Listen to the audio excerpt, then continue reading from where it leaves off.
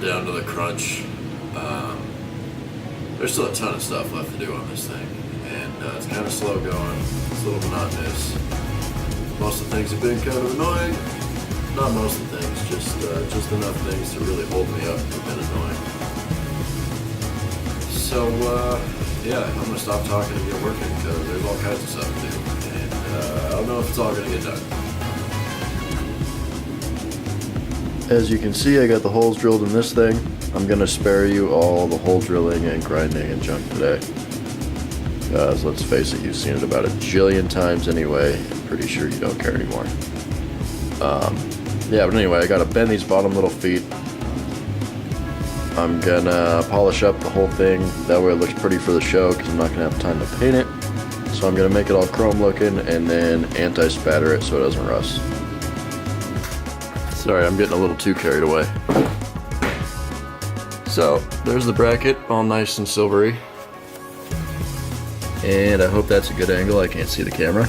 You can see the feet on it bent. They actually fit really nice in those awkward little angled different height things. Little multi-tiered, multi-angle mounting points. So yeah, that fits there, it looks super nice. That mounts right there. Still kind of worried about the hood. I'm going to throw these little bolts on and double check. I really hope I don't have to cut it down, because that's going to waste time and really irritate me more than anything. You can barely see it, but that's it right there. And it does clear the hood, only by probably less than a half an inch, but whatever, it clears. Hooray! It works and stuff. That'd probably look a lot better with a big dimple in the middle of it, but we can address that later. Okay, so that red hose there, going down there, and it doesn't make it to that fitting. It's going to get replaced with this blue hose, which is great, except for the fact that I gotta kind of take things back apart and measure and cut that old one off and all that junk. So yeah, let's do that.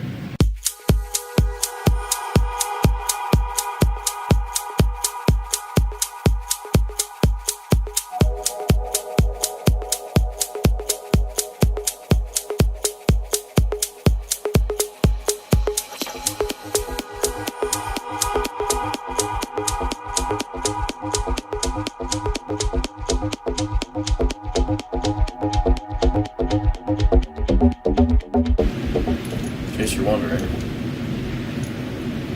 we only have one of these new fittings, and they're $30 a piece, at least wherever they were sourced from, which I don't know, because I didn't buy them. Obviously.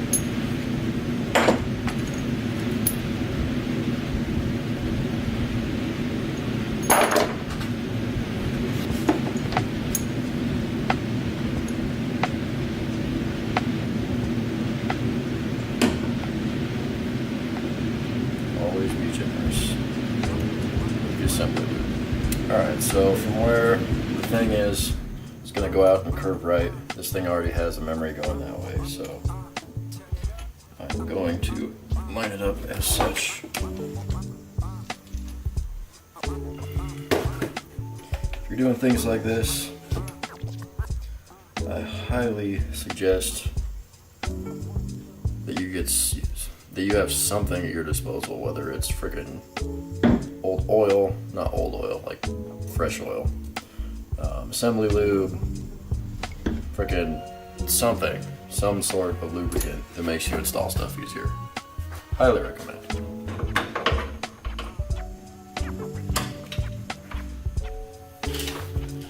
Oh yeah. Oh god, wait. Every position painful.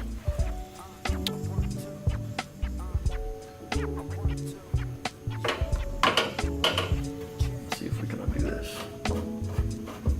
And we can.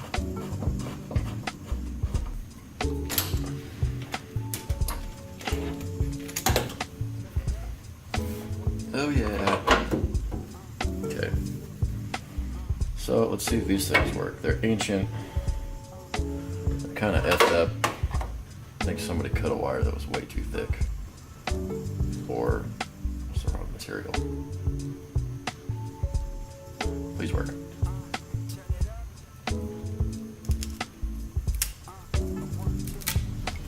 Oh wow, I'll be damned.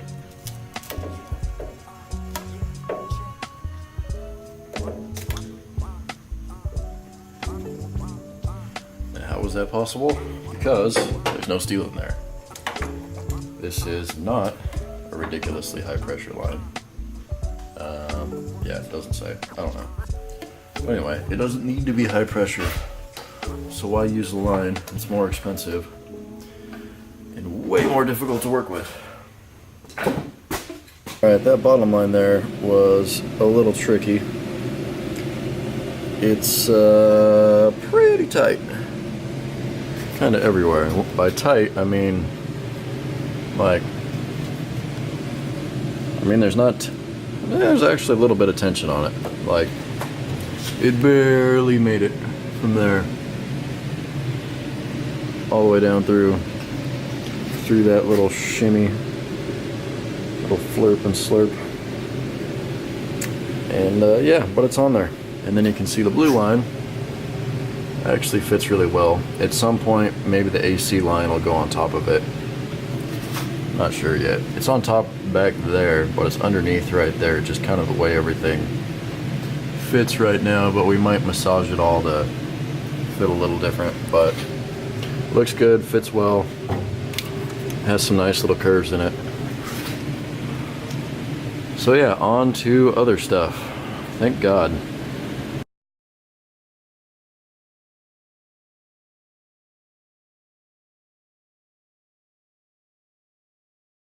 I'm going to show you what I did to save some time. That tubing that this needs to go on, this is the little reinforcement for the transfer case mounts. And that piece of tubing is 2-inch, this is 2-inch. Set that on there, made that out to a point. I just kind of measured out 3 inches because that's what the existing bracket kind of wants. So made that piece, traced it out right there, flipped it around there. And since we don't have our plasma cutter, any sort of non-straight thing is difficult to cut. So, angled that off. So all I got to do are 2 cuts on a straight edge there. And then after that, hole saw through the middle, and then I have 2 of them made. So all I have to do are make 2 of these entire pieces, and that'll turn into all 4 that I need for the mount. So hopefully that'll save quite a bit of time.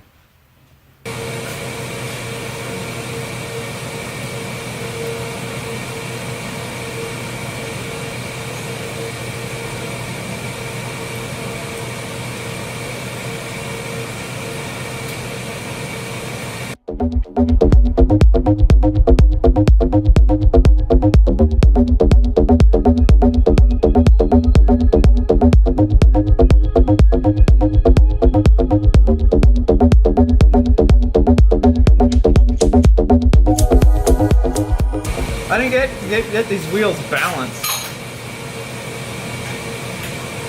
See how it rides. What? I didn't get these balanced. Any of these wheels. Oh yeah. That should be fine. My truck's alright. It's a little wobbly about 7.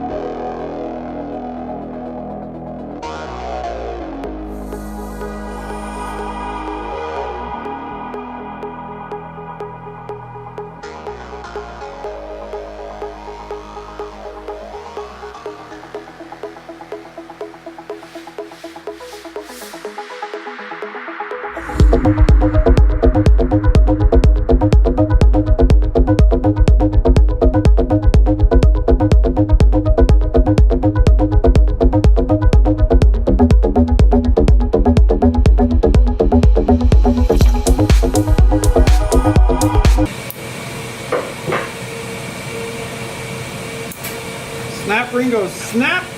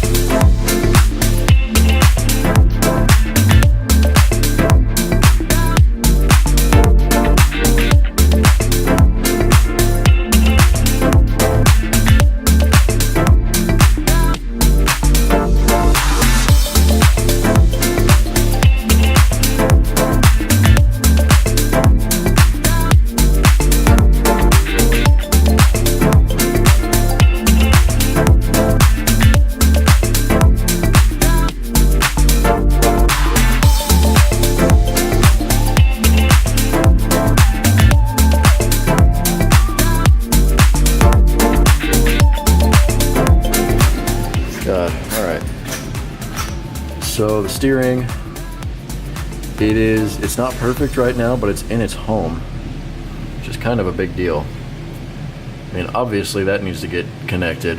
I'm gonna drill a 7/8 hole through the Cobra tower, which will be interesting in and of itself. But you can see that little joint back there, and that goes into the column, or into the joint that connects to the column. So there's all kinds of stuff going on here, but it's all either splined or it has like that, the two flat sides of the steering shaft and the U-joint that has that built into it, so it's all like machine fit. There is one part that is welded, and it was a part that was welded for the column previously. We cut it apart and re-welded it because it was all kinds of crooked and ugly, and straightened it up, welded it very nicely. Should be overkill if anything, I hope. And yeah, looking good. So polish that up in the morning and do everything else that needs to be done, which, let's be honest, is a lot of stuff. Including these came out nice. They're about as identical as they can possibly be. That is two pieces, not one.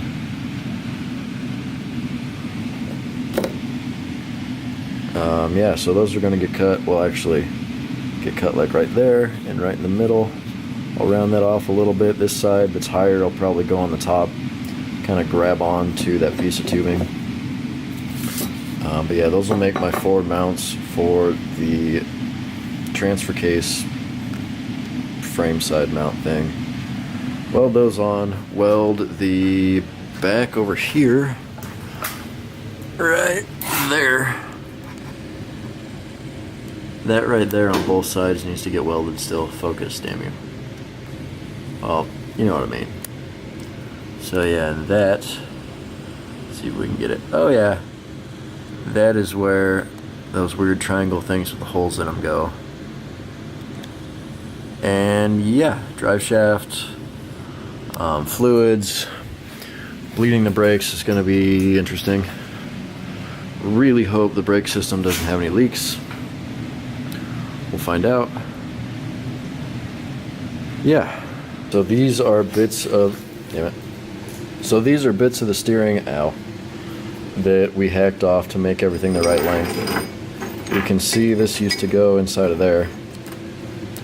Well, basically, this was actually the end that stuck out, but same piece.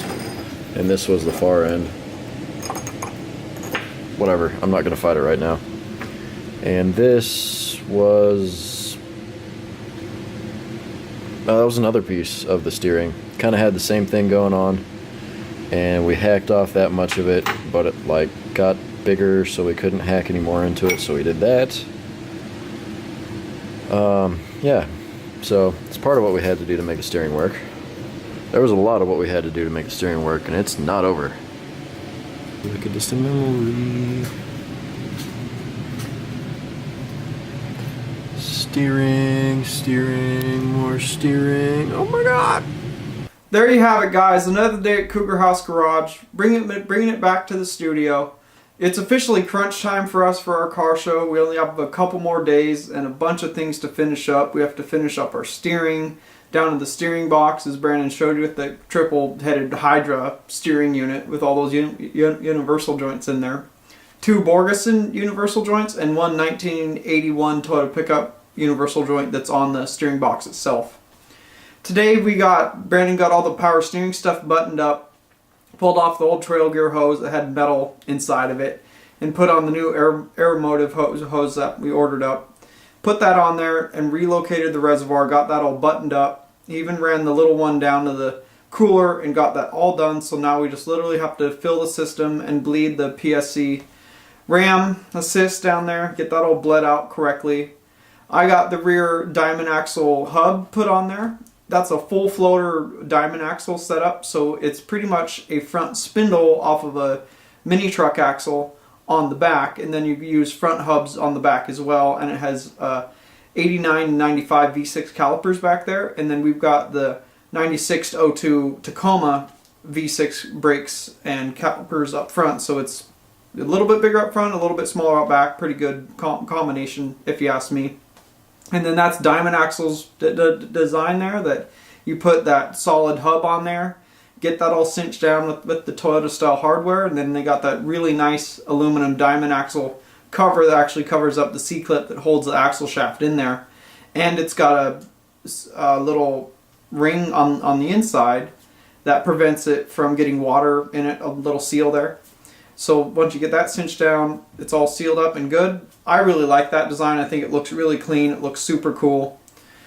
So yeah, moving forward, we have some more things to get done on the 4Runner. We got to reassemble the front end, bleed the power steering system. Like I said, we're a little worried about a few of these flares leaking, because sometimes it just happens. Brake flares are sometimes a nightmare. So we'll see how that goes.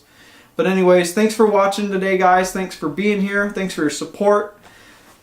We really appreciate it at Cougar House. Like and subscribe to the new people. Smash that like button. If you want to see more of Cougar House, check us out at cougarhousegarage.com. Check us out at Facebook /Cougar House Garage. And we are Cougar House Garage on Instagram. Follow us, and we'll see you guys in the next video.